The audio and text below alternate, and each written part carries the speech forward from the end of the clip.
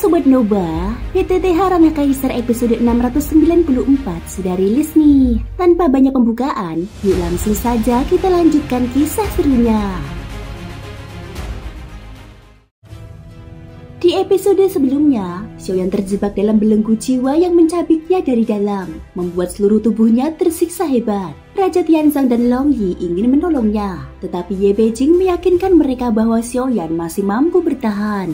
Namun kondisi Xiaoyan terus memburuk karena satu jiwanya hilang, membuatnya kesulitan melawan Zhang Chao dalam benturan jiwa. Dalam keadaan terdesak, Xiaoyan menggunakan berbagai teknik dan dua avatarnya, namun tetap ditindas oleh kekuatan jiwa Zhang Chao yang ternyata berisi beberapa jiwa sekaligus. Meski upaya perebutan tubuhnya hampir gagal, sebuah kekuatan asing tiba-tiba memperkuatnya. Dengan dukungan misterius itu, Xiaoyan berhasil menekan balik dan memaksa salah satu jiwa Zhang Chao keluar, tepat ketika bendera penyegel jiwanya menangkap jiwa yang melarikan diri. Bagi jiwa-jiwa yang tidak mampu menghindar dan terseret oleh kekuatan penyerapan dari bendera penekan jiwa, cerita ngeri terdengar memecah udara. Namun semua perlawanan itu tidak lagi memiliki arti apapun. Jiwa yang telah kehilangan tubuh fisiknya, betapapun kuatnya, tetap tidak mampu melawan kekuatan bendera tersebut. Artefak itu adalah peninggalan sang mantan tertinggi Susang, diberikan kepada Xiaoyan khusus untuk menundukkan Ye Tian, sang iblis besar. Dengan demikian, penggunaannya di hadapan ancaman sebesar ini tidak menimbulkan kesulitan berarti.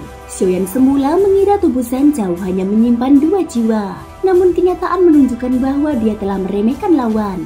Setelah satu jiwa berhasil dipaksa keluar, kesadarannya mendapati masih ada beberapa jiwa lain yang bersemayam di dalam tubuh itu. Jiwa yang terlempar keluar sebelumnya bahkan hanyalah yang paling lemah, sementara yang lainnya tetap bertahan dan melakukan perlawanan seni. Di udara, dua sosok tampak berdiri saling berhadapan tanpa bergerak. Namun dari aura yang memancar, sudah jelas bahwa keduanya sedang terlibat dalam duel hidup dan mati. Siapapun yang lebih dahulu membuka mata, dialah pemenangnya. Melihat keadaan itu, Long Yi yang tidak memahami apa yang sedang terjadi hanya dipenuhi kecemasan. Dia akhirnya bertanya kepada Raja Tianzang. Raja Tianzang, bagaimana keadaan ayah sekarang? Tianzang mencoba menenangkan suasana, meski dirinya pun tidak yakin. Tenang saja, ayahmu tidak mengalami masalah. Raja Tianzang berusaha agar Long Yi tidak meluap dalam kecemasan. Sementara itu, Ye Beijing menatap bola merah di depannya sebelum mengalihkan pandangan kepada Putri Duyung. Benarkah engkau tidak mengenali benda ini? Putri Duyung menatap bola itu dengan mata biru berkilau, lalu menjawab dengan serius, aku sungguh tidak mengetahuinya. Ye Beijing menyentuh dagunya, matanya mencerminkan pemikiran mendalam. Dia seolah sedang mengingat sesuatu yang lama terkubur, atau mungkin ada pihak lain yang tiba-tiba memberinya petunjuk. Namun keanehannya tidak disadari siapapun. Itu adalah benda terlarang, sebuah alat penyegel. Ayahmu pun pernah menyegel sebagian kekuatannya di dalamnya. Putri Duyung termenung sejenak, lalu mengangguk pelan. Aku pernah mendengarnya. Mereka menyebutnya sebagai kunci untuk membuka suatu rahasia besar. Pada saat itu, tubuh Zhang Chao mendadak bergetar. Dari antara alisnya, satu lagi jiwa tercabut paksa. Sama seperti sebelumnya, begitu melayang keluar, jiwa itu segera tersedot masuk ke bendera penekan jiwa milik Xiaoyan. Proses pengambil alihan tubuh telah memasuki lebih dari setengahnya. Masih tersisa dua jiwa terkuat. Xiaoyan hanya perlu menyingkirkan satu lagi agar peluang keberhasilannya meningkat secara signifikan. Kekuatan misterius yang membantu Xiaoyan kembali bekerja. Ini bukan kali pertama Xiaoyan merasakan dorongan itu. Pada masa ketika menghadapi Yao Nantian dan Bing Leidong, kekuatan tersebut juga pernah muncul. Dia sepenuhnya memahami sumbernya. Selain Ye Beijing, tidak ada pihak lain yang mungkin memberikan bantuan seperti itu.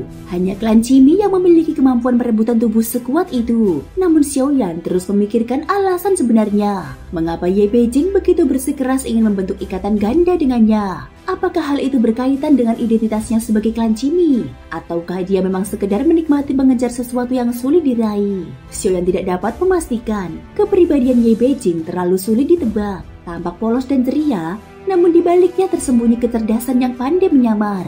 Dengan turun tangan membantu Xiaoyan, Ye Beijing jelas sadar bahwa Xiaoyan mampu mendebak identitasnya. Tindakan itu bukan hanya bantuan, tetapi juga sebuah upaya halus untuk mencapai tujuan, seolah ingin menyentuh sisi terdalam hati Xiaoyan melalui pertolongan tersebut. Sementara perebutan tubuh berlangsung, pertempuran di kejauhan semakin kacau. Pasukan manusia duyung cahaya mengalami korban besar. Xuan Huang dan Feng Xi menghilang entah kemana. Sementara manusia duyung bayangan terus menerobos masuk ke istana bawah laut. Putri Duyung segera melesat maju. Di tangannya muncul sebuah harpa besar. Petikan senar bergema, menciptakan gelombang suara yang menyebar luas. Serangan suara itu ternyata khusus menargetkan sesama ras duyung. Para penyerbu langsung menutup telinga sambil mundur dalam kesakitan. Namun dia menyadari bahwa cara itu hanya mampu menahan mereka untuk waktu singkat. Tanpa Xuan Huang dan Feng Xi, situasi sudah hampir tidak terkendali. Jika pertempuran berlanjut, klan Duyung Cahaya mungkin akan musnah seluruhnya. Di dalam tubuh San Zhao, dua jiwa terakhir adalah yang terkuat. Satu merupakan jiwa tingkat void yang sebelumnya bertarung langsung dengan Xiaoyan, sedangkan yang lain memiliki kekuatan keabadian dewa tingkat keempat. Dua jiwa inilah jiwa utama. Sementara dua jiwa yang telah dipaksa keluar sebelumnya juga tidak lemah, mencapai tingkat keabadian dewa ketiga. Dalam pandangan Xiaoyan, San Zhao yang dia hadapi sejak awal kemungkinan adalah jiwa asli, sedangkan dua jiwa yang tersisa adalah milik Ximing. Namun kekuatan perebutan tubuh Xiaoyan begitu kuat hingga dirinya sendiri merasa terkejut. Dia bahkan berhasil memaksa keluar jiwa keabadian dewa tingkat keempat dan membuatnya kini menguasai lebih dari setengah tubuh tersebut. Hanya satu jiwa terakhir yang tersisa. Jiwa terakhir itu berbicara. Suaranya penuh kecemasan. Perebutan tubuh sekuat ini. Apakah engkau berasal dari dunia dewa dan iblis kuno? Jika engkau bersedia melepaskanku, aku akan mengungkap segalanya, termasuk asal-usul bola merah itu. Xiaoyan menekan jiwa itu semakin jauh. Suaranya terdengar dingin. Benda terlarang itu, engkau berniat menggunakannya untuk membuka lautan mimpi dan mendapatkan harta rahasia. Bukan begitu.